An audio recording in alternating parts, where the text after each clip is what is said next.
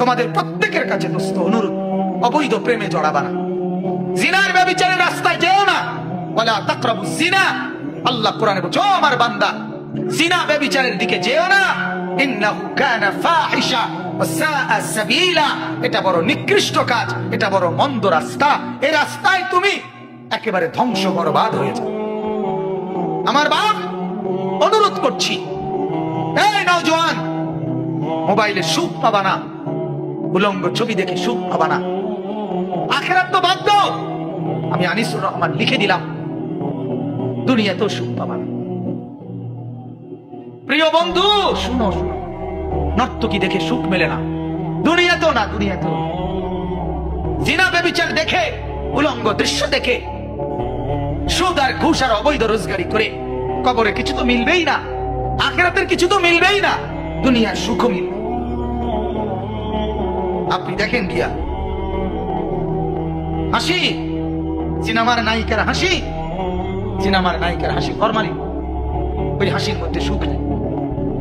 সুখ নাই দেখা সুখের আশায়, ভালোবাসা নাই দেখা দিন তারিখ ঠিক করে ভালোবাসার দিন ঠিক করছে, মূলত ভালোবাসা নাই দেখে।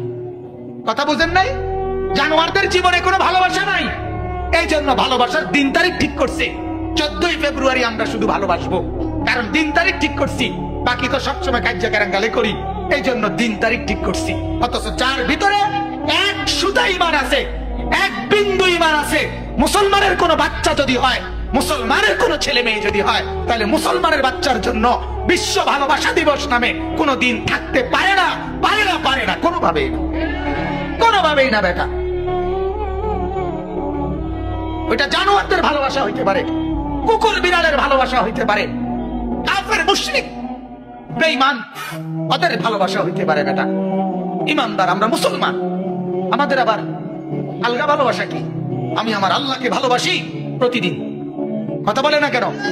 আমি আমার রাসূলকে ভালোবাসি প্রতিদিন, আমি আমার মাকে ভালোবাসি প্রতিদিন, আমি আমার বাবাকে ভালোবাসি প্রতিদিন, আমি আমার স্ত্রীকে ভালোবাসি প্রতিদিন, আমি আমার ছেলেকে ভালোবাসি প্রতিদিন, আমি আমার মেয়েকে ভালোবাসি প্রতিদিন, আমি আমার ভাই বোনকে ভালোবাসি প্রতিদিন, আমি আমার গ্রামবাসীকে ভালোবাসি প্রতিদিন। আমার আবার আলগা দিনে ভালোবাসার সবক শিখে রাখা, কথা বলেন, আমার আবার আলগা ভালোবাসা কিতা? আলাদা একদিন হবে কেন? এজন্য মুসলমানের ছেলেরা সতর্ক করলাম, আজকে গুনাহ কিন্তু গ্রামে গ্রামে আর শহরে শহরে সমান। শহরের যত ফ্যাশন গ্রামেও চলে, শহরের যত নোংরামি গ্রামে গঞ্জেও এখন কি। কাজে অনুরোধ আমার, যদি কেউ মুসলমানের বাচ্চা হয়ে থাকো, এখানে যারা বসছো তোমাদের কাছে বললাম, কেউ নিজের মোবাইলে 14ই ফেব্রুয়ারি নামে কোনোভাবেই ভাইয়া কোনো মেসেজ, কোনো ছবি, কোনো ফুল, কোনো ভালোবাসার কোনো শব্দ, ভালোবাসার কোনো বাক্য কোনো মেয়ের কাছে, কোনো অচেনা মেয়ের কাছে, অপরিচিত কারো কাছে আলাদাভাবে এই দিনের নামে কোনো ভালোবাসা সরবরাহ করা কোনো মুসলমানের বাচ্চার কাজ হতে পারে না। আল্লাহ আমাদেরকে লজ্জা শরম দান করুক, আল্লাহ আমাদেরকে ঈমান আমলের তৌফিক দান করুক। আমার ভাইয়া, এটা জরুরি বিষয়, আজ সতর্ক করার এত দরকার হয়ে পড়ছে।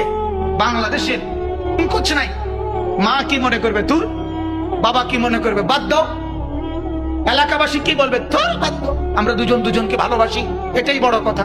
এখানে মা কি আবার, এখানে বাবা কি আবার, এখানে গ্রামবাসী কি আবার, এখানে বংশমর্যাদা, এলাকার সম্মান গৌরব কি আবার, আমাদের ভালোবাসাই বড়। এই কথা যারা করছো, ওরা আহ্বান জানাইছে এই বছর 14ই ফেব্রুয়ারিকে সামনে রেখে তারা দ্বিধাহীন ভালোবাসার গল্প, তোমরা কাছে আসো, গল্প জানাও, তোমাদের কাহিনী জানাও, তারা জানাইলে তারা পুরস্কার দিবে। জানেন আমার সন্তান মুসলমানকে কোথায় নামাই দিচ্ছে? অর্থাৎ ভালোবাসার মধ্যে কোনো দ্বিধা করবা না। এক সিনেমার নায়ক আমি পত্রিকায় পড়ছিলাম, হিন্দু নায়িকা, আরে হিন্দু মহিলাকে বিয়ে করছে কলকাতার। পরে জিজ্ঞেস করছে, আপনি হিন্দু মহিলাকে বিয়ে করলেন, আপনি মুসলিম? ওই লোক, ওই ডাকাত, ওই জানোয়ারে পরিষ্কার জবাব দিছে, ভালোবাসা কোনো জাতপাত মানে না, ভালোবাসায় কোনো জাতপাত নাই। কুত্তা হোক, বিড়াল হোক, শুয়োর হোক, একটা উত্তালে লইছে, হতন লইয়া কথা। কুত্তার লগে ঘুমাইছি না শুয়োরের লগে ঘুমাইছি, ভালোবাসার কোনো কি নাই। জাতপাত জাতপাত না মানে না এটা কি মানুষ জাত না কুত্তার জাত, এটা তো মানে তরকারি বলেন নওজু। আর এটা বাস্তব তো। ইউরোপ আমেরিকাতে তো হাজার হাজার লাখ লাখ মহিলা মেয়ে কুত্তার লগে রাত কাটায়, কুকুর পালে, কুকুররে খাওয়ায়, কুকুররে গোসল করায়, কুকুররে গা ধোয়ায়। ইউরোপ আমেরিকা অ্যাভেলেবেল এটা। তাহলে বুঝাই তো গেল কোনো জাতপাত নাই, মানুষ না কুকুর। কিন্তু মুসলমান আমাদের ভালোবাসার জাতপাত আছে কিনা বলেন না? আমাদের মধ্যে মা বাবা পরিবার এলাকা প্রত্যেকের সম্মতি, ওদের দিকে নজর রাখা, এটা কি দরকার আছে কিনা বলেন? তাইলে স্বামী স্ত্রীর পবিত্র বন্ধন এক ছেলের জন্য উপযুক্ত হলে তার গোটা ফ্যামিলি তো তার জন্য ভাবে, ঠিক কিনা বলেন? এক মেয়ে উপযুক্ত হলে তার গোটা ফ্যামিলি তো তার জন্য বিবাহের কথা ভাবে। তাইলে তুমি ভালোবাসার পরে যে জিনিসের উদ্দেশ্য সাধনা, সেই ভালোবাসার ফলাফল স্বামী স্ত্রীর বন্ধন, সেটা তো মাই মিলাই দিবে, বাবাই তো চেষ্টা করে দিবে মেয়েটার জন্য, ছেলেটার জন্য। তুমি কেন নিজে এই নাফরমানি করছো? কথা বলেন না কেন? তুমি এই কেন অন্যায় করছো? তুমি কেন এই অবৈধ কাজ করছো? পৃথিবীর কোন মা বাপ তার সন্তানকে বিয়ে করাইতে চায় না উপযুক্ত অবস্থায়? বলেন, কোন মা বাপ তার মেয়েকে বিয়ে দিতে চায় না? মা বাবার ঘুম হারাম হয়ে যায় মেয়েটা উপযুক্ত হইলে কখন মেয়েটাকে বিয়ে দিবে, ঠিক কিনা বলেন না কেন? এটাই তো মা বাবার স্বভাব, এটাই তো পৃথিবীর আজকের একদিনের ঘটনা না। সেই আদম আলাইহিস সালাম থেকে নিয়ে হাওয়া আলাইহিস সালাম থেকে নিয়ে যদি নারী পুরুষের এই সম্বন্ধ না হতো তো পৃথিবীর মানুষ এই পর্যন্ত হয়তো, কথা বলেন না কেন, এই পর্যন্ত আসতাম আমরা? তাইলে আল্লাহ আমাদেরকে বুঝার তৌফিক দান করুন। অনেক ছেলে বলছো মাশাআল্লাহ। এজন্য ভাইয়া তোমাদেরকে বললাম, শুধু 14 ফেব্রুয়ারি নিয়ে কথা না, তোমাদের প্রত্যেকের কাছে দোস্ত অনুরোধ, অবৈধ প্রেমে জড়াবা না, জিনার ব্যভিচারের রাস্তায় যেও না। ওয়ালা তাকরাবুজ জিনা, আল্লাহ কোরআনে বলছে, ও আমার বান্দা, জিনা ব্যভিচারের দিকে যেও না। ইন্নাহু কানা ফাহিশা ওয়া সাআ সাবিলা, এটা বড় নিকৃষ্ট কাজ, এটা বড় মন্দ রাস্তা। এই রাস্তায় তুমি একেবারে ধ্বংস বরবাদ হয়ে যাও। আল্লাহ আমাদেরকে বুঝার তৌফিক দান করুন। আল্লাহ আমাদেরকে আমাদের চোখ, আমাদের দিল খুলে দিক, বলেন আমিন। আমি মূলত এবার যে আয়াতটা পড়ছি, এই আয়াতটার মধ্যে এই ভালোবাসার কথা, হ্যাঁ এই জন্য এটা পড়ছি। এগুলো এতক্ষণ বলার উদ্দেশ্য হলো এই আয়াতটাই ভালোবাসার আয়াত, বলেন আলহামদুলিল্লাহ। কোরআনুল কারীমের এই সূরা তাওবা এই 25 নম্বর আয়াতে আল্লাহ পাক রব্বুল আলামিন এখানে দুটা ভাগ করছে আয়াতটাকে। আল্লাহ বলেন একদিকে 8টা জিনিস বলছে। কয়টা? 8টা। আল্লাহ বলছে এই 8টা জিনিস একদিকে, আর একদিকে 3টা জিনিস বলছে। আল্লাহ বলেন এই 8টিকে তুমি বান্দা ভালোবাসো, আমার মানা নাই, তবে এইদিকে যে 3টা, এই 3টার ভালোবাসা এই 8টার চাইতে উপরে থাকতে হবে। কথা বুঝছেন? এই 8টির প্রতি তুমি মনোযোগী হও, আগ্রহ থাকুক তোমার, আমার মানা নাই, তবে এই 8টির উপরে এই 3টা জিনিসের ভালোবাসা উপরে থাকতে হবে বেশি। যদি এর উল্টা হয়, যদি এর উল্টো হয়, মানে কি? ওই 3টার ভালোবাসা নিচে নেমে যায়, 8টার ভালোবাসা উপরে উঠে যায়। আল্লাহ বলেন ফাতারাব্বাসু, তাইলে অপেক্ষা করো, হাত্তা ইয়াতি আল্লাহু বিআমরিহি, আমার আযাব, আমার শাস্তি আসা পর্যন্ত অপেক্ষা করো, অচিরেই আমার আযাব আসবে। তুমি টের পাইবা আমি কি জিনিস। তাইলে আমি আপনাদের কাছে বললাম মহব্বত, ভালোবাসা, আল্লাহ তাআলা বলেন একদিকে 8টা আরেকদিকে 3টা। আল্লাহ বলেন ওই 8টাও থাকবে, মানা নাই, তবে 3টা থাকবে উপরে। যদি উল্টা হয়ে যায় আমার শাস্তির অপেক্ষা। আমি কি দেব? 8টা কি? 1 নাম্বার, কুল ইন কানা আবাউকুম, আল্লাহ বলেন এ নবী বলে দেন, যদি তোমাদের ভালোবাসা হয় এই 8টি জিনিসের প্রতি। 1 নাম্বার আবাউকুম, তোমাদের বাবা মা, বাবা মা, দাদা দাদি, নানা নানি, এরা মানে বাপ দাদা, সহজ কথা, কি বলেন না? 2 ওয়া আবনাউকুম, তোমাদের সন্তানাদি, ছেলে মেয়ে, এদের প্রতি ভালোবাসা। তিন, ওয়া ইখওয়ানুকুম, তোমাদের ভাই বোন, ভাই বেরাদর, ওটা হলো।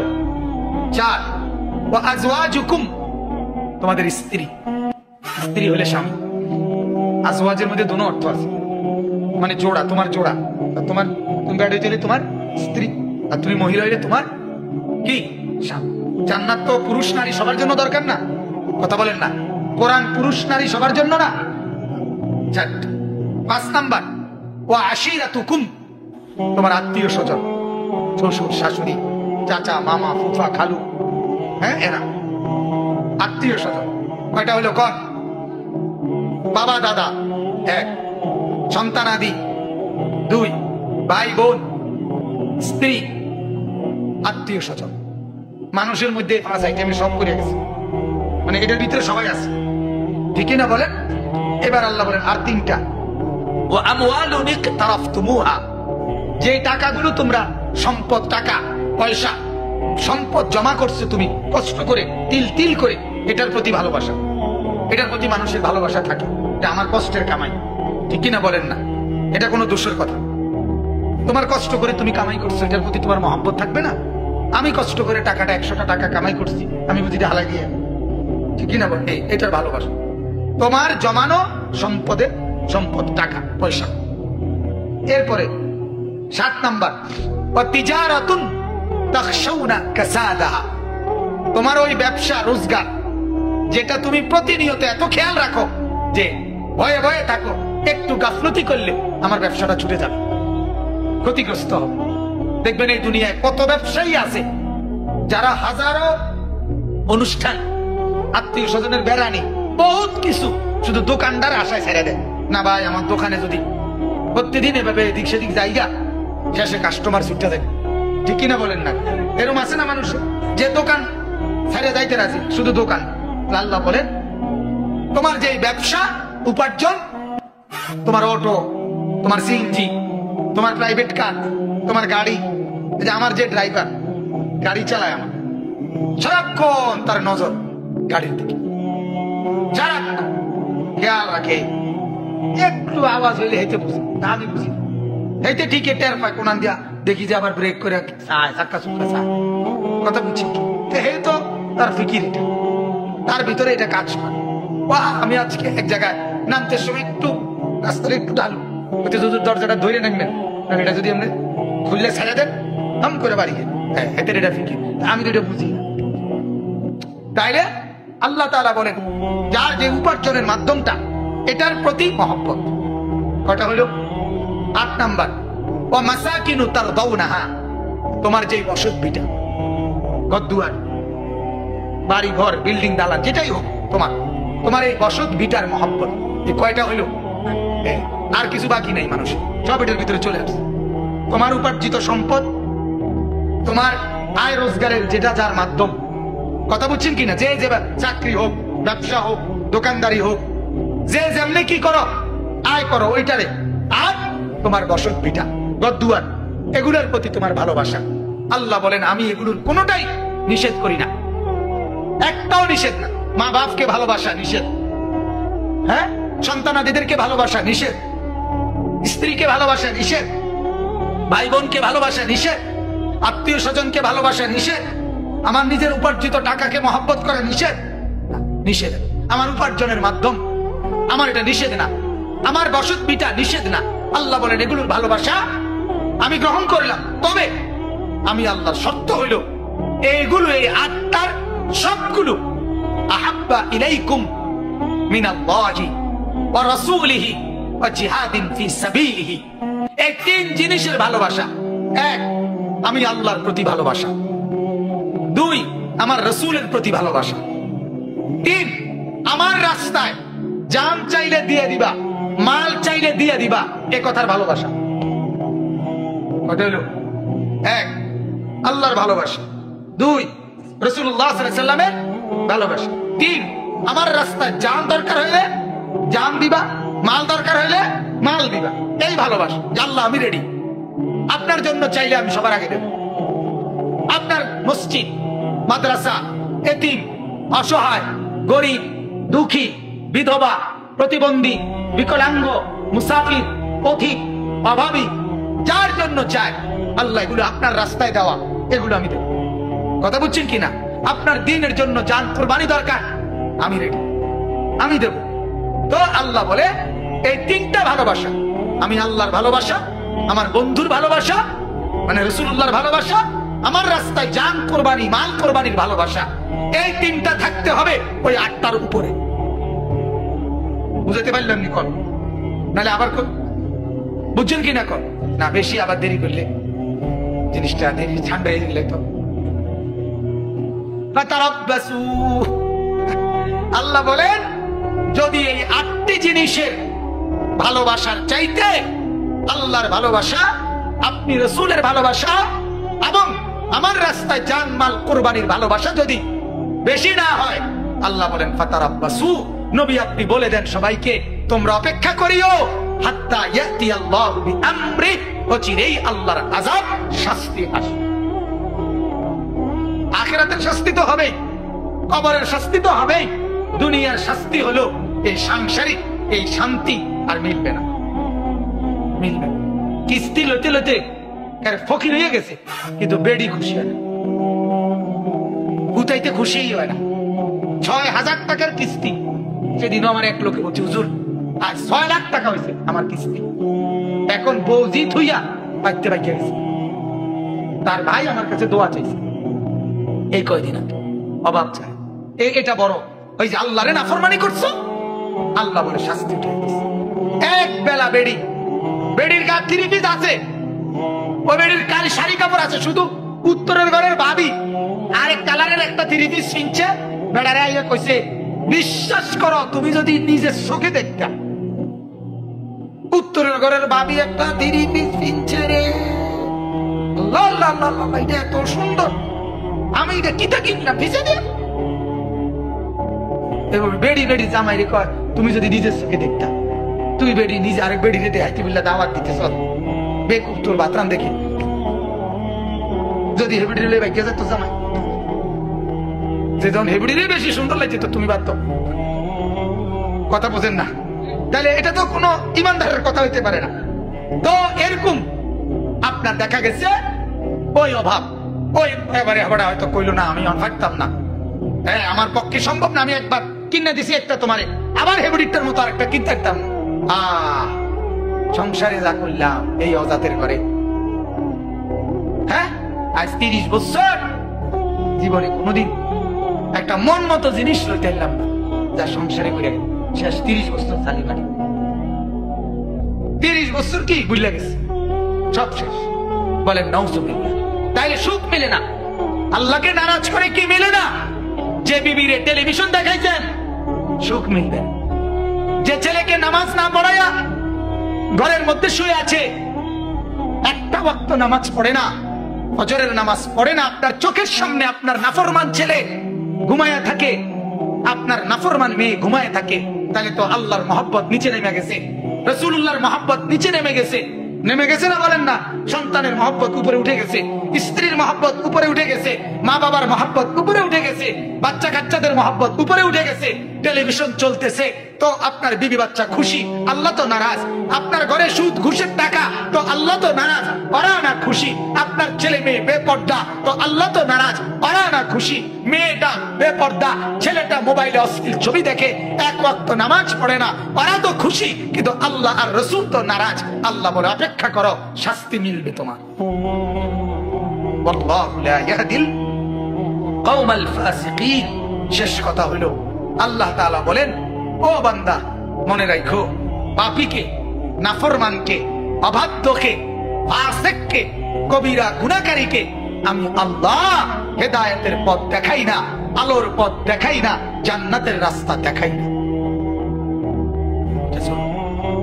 গুনাহমুক্ত জিন্দেগিতে জান্নাতের ঘ্রাণ, আরে গুনাহওয়ালা জীবনে আপনি জান্নাতের ঘ্রাণ পাবেন। গুনাহ আপনাকে গুনার দিকে টেনে নেবে।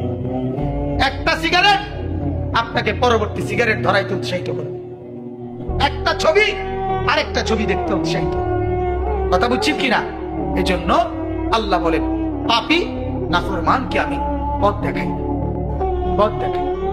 এজন্য ভাইয়া অনুরোধ করছি, তাইলে আপনার আল্লাহ সংসার করতে নিষেধ করছে, ঠিক না? কথা বলেন না কেন? আয় রোজগার করা নিষেধ, বউ বাচ্চা পালা নিষেধ, শুধু নিষেধ আল্লাহকে নামায় দাও, রাসূলকে নিচে নামায় ফেলা। এটা কি? এটা খেয়াল আপনি দেখেন। আমি আপনাদের কাছে অনুরোধ করলাম, ভালোবাসার এই স্লোগানটা আপনারা নেন। আপনি আপনার ছেলেটা দেখেন নামাজ পড়ে না, কেন পড়ে না? আপনি একটু ভাবেন, বিবি কেন পর্দা করে না? আপনার ঘরে কেন টেলিভিশন চলবে? আপনি একটাবার বিবেককে বলেন, এটা কারে খুশি করার জন্য আপনি টেলিভিশন চালাচ্ছেন? আপনি অবৈধ রোজগার কেন করছেন? যে ছেলেটা এক ওয়াক্ত নামাজ পড়ে না, তার লাগে কিস্তিতে টাকা লইয়া তার বিদেশ পাঠাইতেছেন, আপনার কি অর্জন হবে এতে? বাবা বলেন, আখেরাত কথা কয়, খবর, দুনিয়া, দুনিয়াও তো না, এতে খবর রাখতে হবে, খবরও রাখবে, খবরও রাখবে। কথা বুঝছেন? নাফরমান যে আল্লাহর নাফরমান, আর যে মানে অর্থাৎ হইল যে এর থেকে বড় সত্তার নাফরমানি করে যেতে খারাপ রয়েছে, এটা আপনার কোন কথা বুঝেন না? আপনি এটা তো এটাই বুঝাইতেছে আমি আল্লাহরে তো কি করি না, গণাত করি। আপনি কি মা বাপ কি তারা?